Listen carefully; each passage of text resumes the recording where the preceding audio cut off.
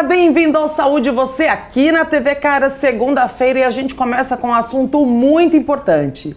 Você já se imaginou ultrapassando 100 anos de vida com saúde? Pois é, hoje eu converso com ele, que nós estamos tendo o prazer de recebê-lo aqui na sede da TV Caras, Dr. Cláudio Ambrosio. Tudo bem, doutor? Tudo bem, é um prazer estar aqui com vocês. Seja bem-vindo. Obrigado. Conseguimos organizar a agenda, né? Finalmente, né? Finalmente. Gente, ele atende em São Paulo, Rio de Janeiro, vai falando, doutor, Minas, Espírito Santo. Espírito Santo. Então, olha só, médico para todo mundo. É só você aí que é do seu estado ouvir falar, doutor Cláudio Ambrosio.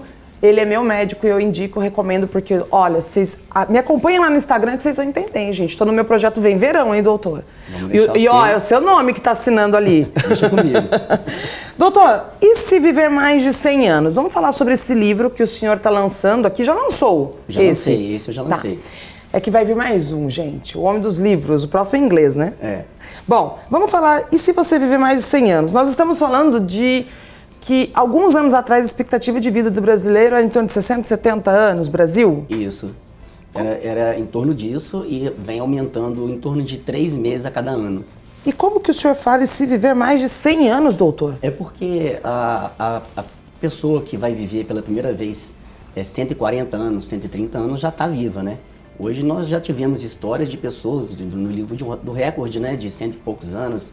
Então, mas essa pessoa nasceu há 100 anos atrás, pensa bem. Sim. Não tinha nem a penicilina, não tinha muitas das vacinas que nós temos hoje, então não tinha todo esse recurso. Imagina uma criança que nasce hoje com todos os recursos que a medicina tem para oferecer, qual a longevidade, a qualidade de vida que ela pode obter. Então, esse livro fala muito sobre trazer informações e estimular as pessoas a se cuidarem mais e melhor para ter uma plenitude de vida muito melhor e uma longevidade maior também. Doutor, quando a gente fala em longevidade, para quem está em casa, né, ouve falar muito sobre longevidade. O que quer dizer esse termo? A longevidade é quando a pessoa tem uma expectativa de vida, né?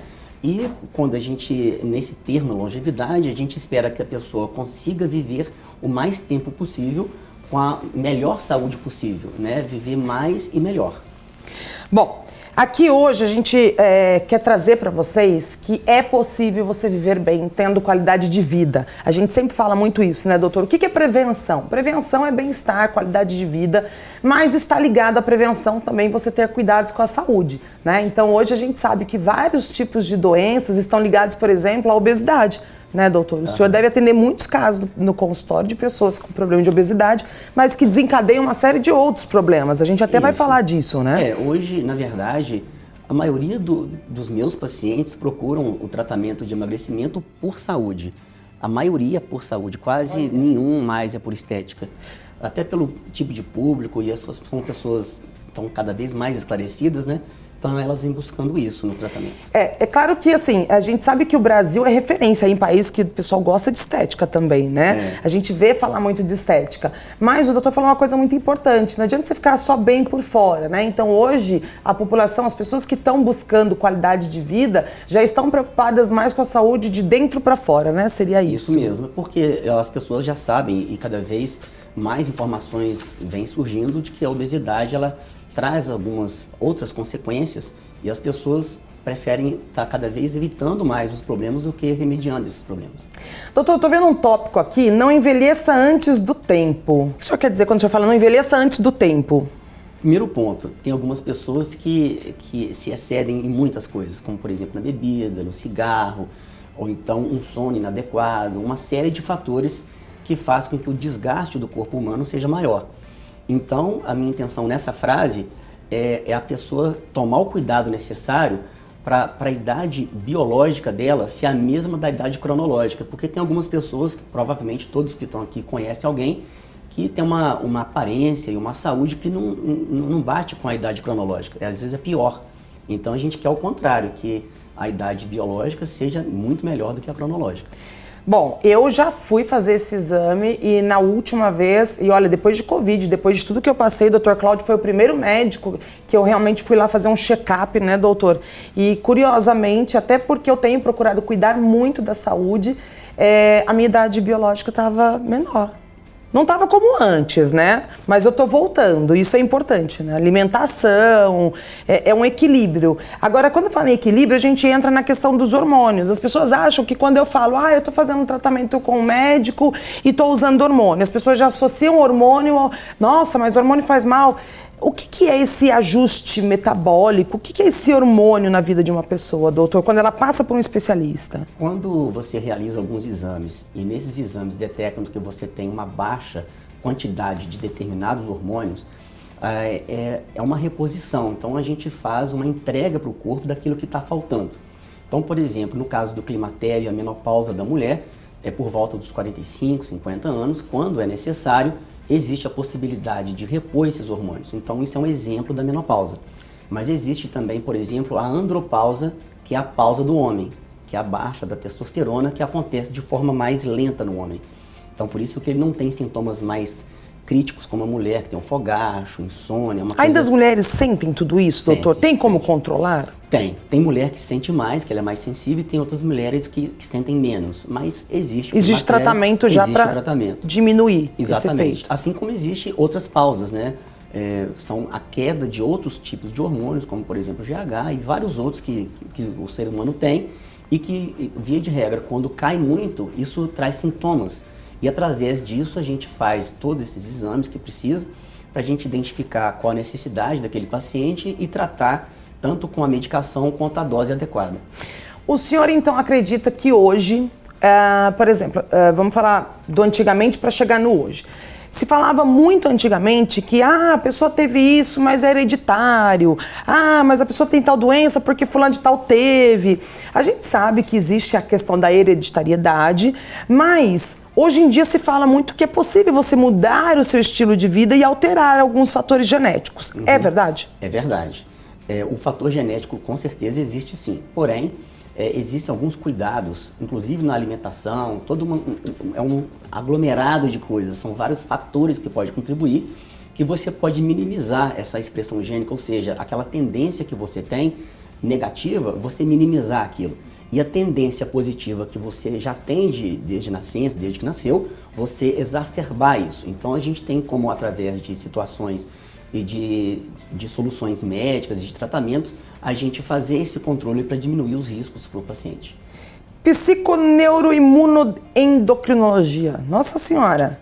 Psiconeuroimunoendocrinologia. Fala um pouquinho pra gente, doutor. Nesse capítulo, eu descrevo a relação que existe entre o psicológico, a imunidade e os hormônios. Psiconeuroendocrinologia. Sim. Então, é a correlação entre todos os setores da saúde, de vários setores importantes, que têm interferência um no outro. Então, nesse capítulo, a gente discorre um pouco e comenta sobre algumas patologias e algumas situações que são muito claras nesse sentido, para a pessoa ter essa noção de que uma coisa afeta a outra, né? Ela precisa estar bem psicologicamente, mentalmente, assim como fisicamente, junto. Doutor, tem casos de pessoas, por exemplo, a gente está falando aqui, eu vou citar o emagrecimento, apesar da gente estar falando de estilo de vida saudável, né? De longevidade. E quando a gente está falando disso, não quer dizer que você tem que ser magrinho, tá? Eu só vou citar agora um caso de um tipo de doença para saber qual é a associação, por exemplo, com uma equipe multidisciplinar. Então, vou usar, por exemplo, a pessoa obesa. Em alguns casos, o senhor encaminha esse paciente para um psiquiatra, por exemplo? Muitos casos. Muitos casos. É importante falar isso, né, doutor? Porque, assim, hoje eu falei disso num programa e eu volto a repetir, e eu falei disso no meu canal, sobre as pessoas estarem romantizando a obesidade. O senhor já viu isso na internet? Já. Ela tá linda. E se você fala alguma coisa, não, olha, invejosa. Mas, gente, não pode romantizar algo que é sério. Então, o senhor, como médico, por favor, fale um pouco disso pra gente e desse encaminhamento até para um outro profissional.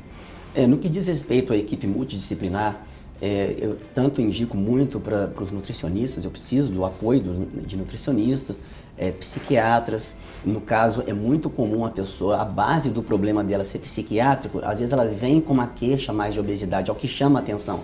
Mas por trás daquilo tem um problema psiquiátrico mais sério. Então, às vezes, eu até encaminho e falo, depois você me procura. Olha! Primeiro. Então, não é a hora para mim ainda. Então, não é muito raro. E assim como outras especialidades, como ortopedia, reumatologia, que tem afinidade com algumas doenças que a obesidade pode vir a trazer. E o senhor, qual é o seu pensamento, por exemplo, sobre isso? Porque as pessoas às vezes falam assim, não, mas eu me sinto bem assim, e eu acredito, eu sempre falo isso, ninguém quer sofrer bullying, preconceito, e a gente tem uma sociedade muito preconceituosa. E eu falo o seguinte, quando a gente fala de uma obesidade, a gente está falando de uma doença, né? Me corrija se eu estiver errado, que abre portas para um universo de outras doenças. Então é importante, não é questão de, porque o obeso, não, o certo é ser magro, mas é uma questão de saúde. A obesidade, ela traz alterações no organismo. Sim, existe o conceito do obeso saudável e do magro doente. Então sim, isso é fato, isso acontece. Porém, o que a gente troca uma ideia, o que a gente traz para o público é que o fato de estar acima do peso predispõe a doenças que você não quer. Então a gente não vai esperar o mal acontecer, né? Outro dia mesmo eu atendi um paciente que estava com alguns exames alterados e que eu via que ele tinha uma predisposição a se tornar diabético proximamente. Então a gente já tomou algumas atitudes, entre elas multifatorial e multidisciplinar, com a intenção de diminuir esse risco da diabetes tipo 2, nesse caso, e a gente trazia ele de novo uma expectativa de vida mais longa e saudável, sempre visando uma prevenção e no médio e longo prazo do paciente. Tá, isso ele está falando de alguns casos de pacientes que estão um pouco acima do peso. Agora, a gente está falando de um caso, porque às vezes o acima um pouco do peso já é considerado em alguns casos obesidade. Agora depende do tipo de obesidade, né, doutor?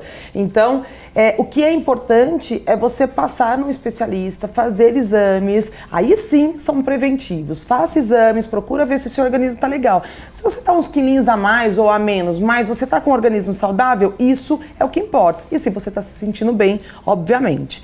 Doutor, vamos falar do quanto a tecnologia, porque assim, vocês não param de estudar nunca, e a gente sabe que hoje a gente fala numa expectativa aí de mais de 100 anos de vida com longevidade, mas a gente sabe que a medicina também evoluiu muito, né? O quanto a ciência, ela colabora para que seja possível uma pessoa viver mais de 100 anos. A tecnologia, o quanto ela colabora? Olha, a tecnologia vem assim, assustadoramente crescendo e a gente tem que correr atrás para estar a par de tudo. Quer dizer, não para nunca, né? Não para nunca, porque pesquisas são realizadas na Europa, nos Estados Unidos, no Oriente, e a gente tem que estar a par de tudo.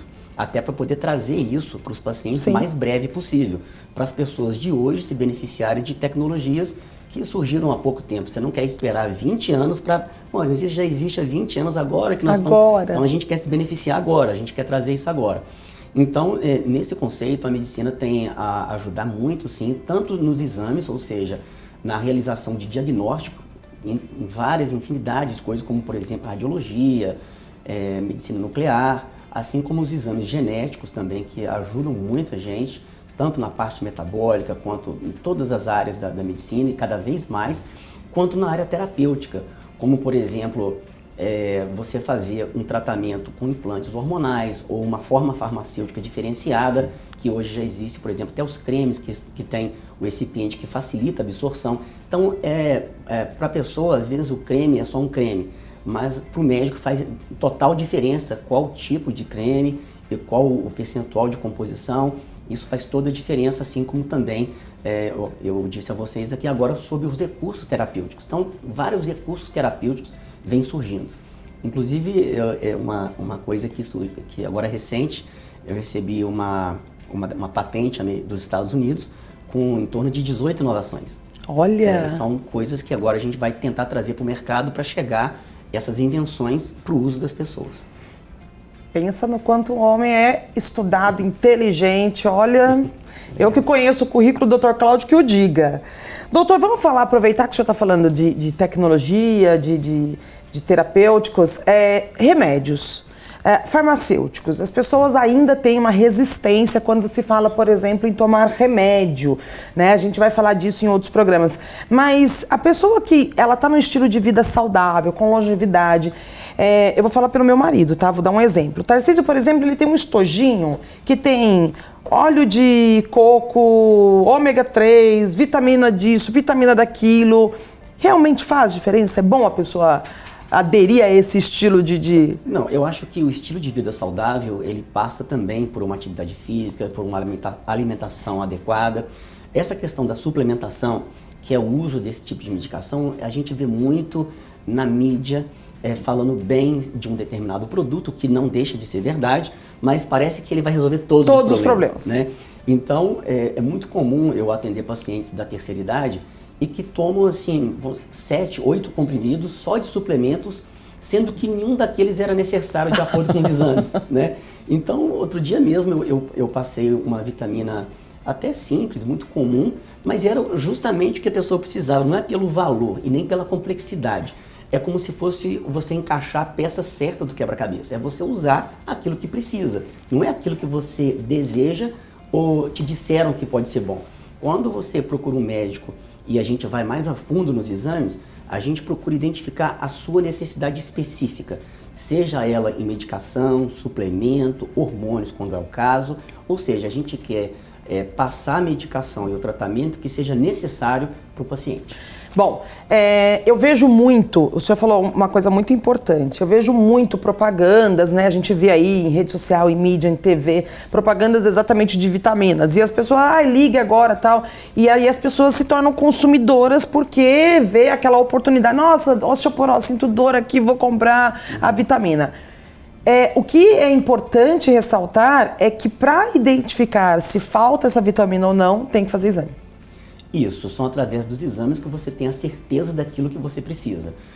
Então não adianta realmente sair tomando? Não, via de regra, os multivitamínicos não são prejudiciais à saúde porque a concentração de vitaminas em cada comprimido, ela é menos ou até a necessidade diária de cada pessoa. Ou seja, a chance de ter algum problema é pequeno. Mas a pessoa pode estar errando o alvo, ela pode estar tomando uma coisa achando que está solucionando um problema, quando na verdade ela já deveria estar tomando outra coisa para solucionar aquele problema e evitar daquele problema se agravar.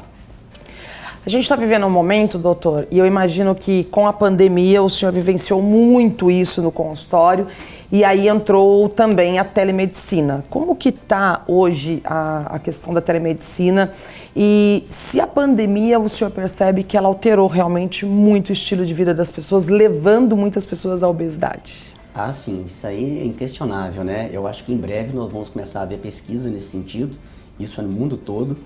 E a telemedicina, de acordo com o que eu percebo dos colegas médicos, isso veio a facilitar muito aqui no Brasil. Porque pacientes que poderiam estar sem atendimento nenhum e dar continuidade a algum tratamento, eles conseguiram dar continuidade a muitos tratamentos e manter a saúde, mesmo quando era necessário um distanciamento, né? Que agora que a gente está ficando mais livre dele nesse momento. Mas a telemedicina é uma inovação que veio, eu acredito que ela não vai voltar ao que era antes da pandemia. Eu acho que houve uma evolução no mundo todo e isso acho que veio para ficar. Isso que eu queria saber, veio para ficar? Ah, veio para ficar. Porque tinha algumas especialidades que tinham mais facilidade para usar a telemedicina e outras menos. Com essa necessidade toda da pandemia, todo mundo teve que se virar, né? A gente tinha paciente que não podia deixar o paciente sem um atendimento, assim como ele queria também um atendimento, mas não podia, por exemplo, ficar numa sala numa recepção esperando. Então, nesse momento, a telemedicina se mostrou muito útil, né? Tanto para as pessoas que moram em lugares maiores, em cidades grandes, como pessoas que moram em lugares mais remotos do Brasil, para a gente poder fazer um atendimento de boa qualidade através da telemedicina. Bom, lembrando que isso não substitui o ato presencial, né, doutor? Não se substitui o ato médico ali, porque o senhor falou uma coisa que é verdade. Tem muitos médicos que eu tenho conversado que falam que, por exemplo, a telemedicina veio para ficar, auxiliou muito, mas ainda em alguns casos é necessário examinar o paciente, fazer aquele exame clínico para dar um diagnóstico, né? Com certeza. Eu acredito que a telemedicina é mais uma ferramenta que nós temos, que não tinha há algumas décadas Nem atrás. Podia, né? Antigamente fazer uma ligação de vídeo com o paciente. Não tinha como. Então eu acho que é mais uma ferramenta que veio para ficar e agora as autoridades vão definir esse limite, né? O que seria útil, o que sim, seria, que especialidades de repente não podem utilizar ou pode utilizar até um certo ponto. É que é tão recente que ainda nem teve tempo dele de avaliar e criar regras doutor. ainda. É tão recente, né? A gente vê que nós estamos, eu não falo saindo, mas nós estamos numa fase melhor do que a gente vem vivendo nos últimos tempos, né? E a gente percebe, por isso que eu te perguntei sobre o quanto a pandemia, ela contribuiu muito para a obesidade das pessoas, para os problemas até psíquicos, a gente percebe que aumentaram muito, né? Eu converso com muitos psiquiatras que falam que os consultórios estão lotados. Principalmente de crianças, né? E crianças. Imagina criança, adolescente, que nessa fase da vida precisa de uma vida social muito importante. Precisa do contato, né? Para o amadurecimento. Então, quanto isso não influenciou na evolução e no crescimento dessas crianças e adolescentes? O Claudinho Lourenço tem quantos anos? O Claudinho 8, o Lourenço 5. Bom, o Claudinho está numa fase já 8 anos, Claudinho. Já está naquela fase de querer descer, brincar com os coleguinhas, ou ir jogar bola, e aí ficou naquela fase também de restrição. Ficou, mas assim, a gente conseguiu controlar, deu tudo certo. Foi uma fase difícil que conseguimos passar, e agora a tendência é só melhorar, né? Bom, a gente quer que tudo melhore, então vocês precisam se cuidar. Doutor, fala-se muito em células-tronco. Porque agora, eu ouvi dizer que tem gente falando até que já logo quando a criança nasce, enfim. Célula-tronco, quanto ela contribui para a longevidade ou para um tratamento? O quanto ela faz parte dessa longevidade? A célula-tronco, ela vai contribuir cada vez mais no futuro. O mais importante para as pessoas agora é entender que quando for possível, da forma que for possível, ela guardar alguma célula-tronco dela mesma. Porque os recursos médicos ainda estão por vir, mas a gente já sabe que vai evoluir demais, mas a pessoa só vai ter acesso a isso se ela tiver um banco de dados, um banco de células guardados. Então, interessante que já estão conseguindo colher, por exemplo, de células bucomaxilo, né? Sim. Então, são coletas mais simples, assim, visto ao que era anteriormente. Então, além das coletas mais fáceis, eles estão conseguindo também descobrir outras origens. Então, isso está facilitando coleta em diversas fases da vida. E com isso, pessoas, por exemplo, tem o dentinho da criança, você pode guardar e já mandar, e ali do dentinho já Isso, do dentinho, eu vi também. Pois é. Tem várias modalidades agora, inclusive no Brasil mesmo, já temos empresas especializadas em desenvolvendo muito isso aqui no Brasil. E doutor, assim, eu posso, por exemplo, eu chegar no consultório, vou lá na consulta com o doutor Cláudio e falar, doutor, eu quero guardar uma célula-tronco. Qualquer pessoa pode? Sim, eu fiquei sabendo de um caso de uma senhora de 80 e poucos anos que colheu recentemente do palato, do céu da boca. Olha que bom. Isso, ainda está em nível experimental, mas a coleta já é possível mesmo nessa idade avançada. O que acontece é saber se com essa célula, nessa faixa etária, se consegue fazer todos os recursos e tratamentos que consegue, por exemplo, numa célula embrionária. Eu vou colher das minhas filhas, são bebês. Isso é o aconselhável. É importantíssimo. Isso.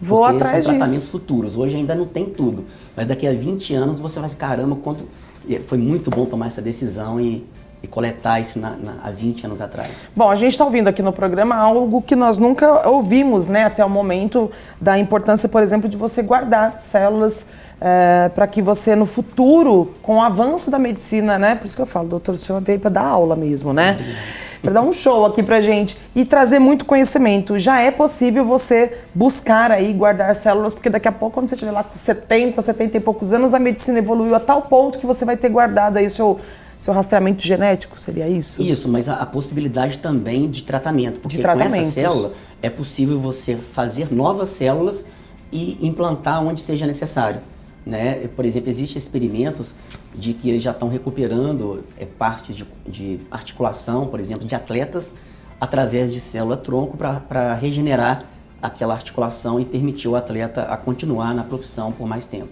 Doutor, olha, o senhor veio aqui para trazer tanta informação importante e principalmente para me presentear com esse livro aqui. E se você viver mais de 100 anos, gente...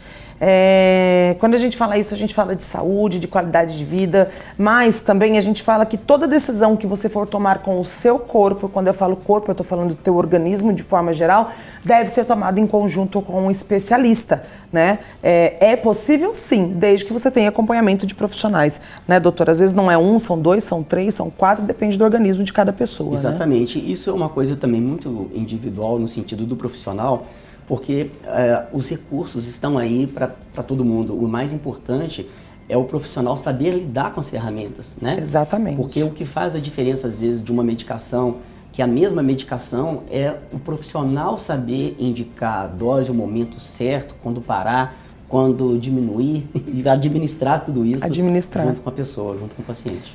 Olha só, Dr. Cláudio Ambrosio, há mais de 25 anos transformando ciência em arte. E agora com um livro aí trazendo conhecimento para que você saiba como cuidar da sua saúde e ter mais de 100 anos. Olha só, quer viver mais de 100 anos? Mas tem que viver mais de 100 anos com saúde, né, doutor? É isso aí. Doutor, obrigada. Olha, foi um prazer recebê-lo aqui na sede da TV Caras, no Saúde Você. Obrigado pelo convite. Vocês continuem acompanhando aqui o programa. O Dr. Cláudio vai falar ainda sobre obesidade e...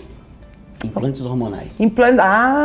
Esse eu quero bater um papo. Quem me acompanha na rede social sabe que eu tô aí usando implante e que faz muita diferença. Então, vocês que me perguntam também na rede social, aproveite para conferir o programa que vai falar sobre implantes hormonais. Doutor, obrigada. De nada. Te espero aqui na TV Caras. Vamos bater mais um papo e te vejo no consultório. Combinado. Gente, é isso. Continue assistindo o programa TV Caras todas as segundas, 11 horas da manhã, falando de saúde, com especialistas renomados, trazendo o melhor conteúdo para você cuidar do seu bem mais precioso. Não esqueça de me seguir lá nas redes sociais. Estou fazendo o meu projetinho Vem Verão com acompanhamento do Dr. Cláudio Ambrosio e de outras pessoas que estão cuidando da minha saúde. Tô segurando a boca, né? Para poder dar aquela secada e, obviamente, eu fiz exames, fiz tudo bonitinho e tô tendo acompanhamento médico. Então, espero vocês no próximo programa. Um beijo e até segunda-feira.